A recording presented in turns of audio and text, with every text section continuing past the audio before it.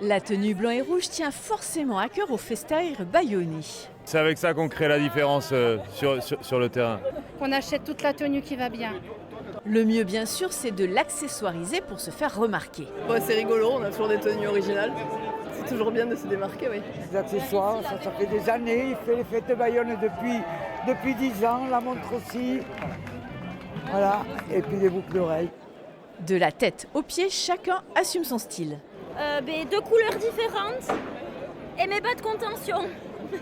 Pour les plus petits, un atelier créatif cartonne. À l'espace d'art d'Idam, deux stylistes bayonnais leur proposent de la sérigraphie sur textile.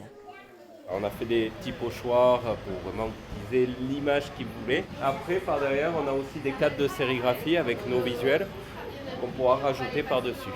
On va avoir un petit côté pop.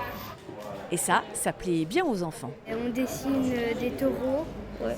Et moi j'ai commencé le roi Léon. C'est notre grand-mère qui nous a inscrits à cette activité pour nous faire plaisir et vraiment ça nous fait plaisir. Ouais. Et pour les bébés, on peut acheter un t-shirt local. Donc graines de Festail pour les premières fêtes de Bayonne des enfants et traduit donc en basque en dessous Bechtas Aleko Asia, donc voilà, graines de Festail en basque. De quoi porter fièrement et à tout âge les couleurs des fêtes. Pas mal hein.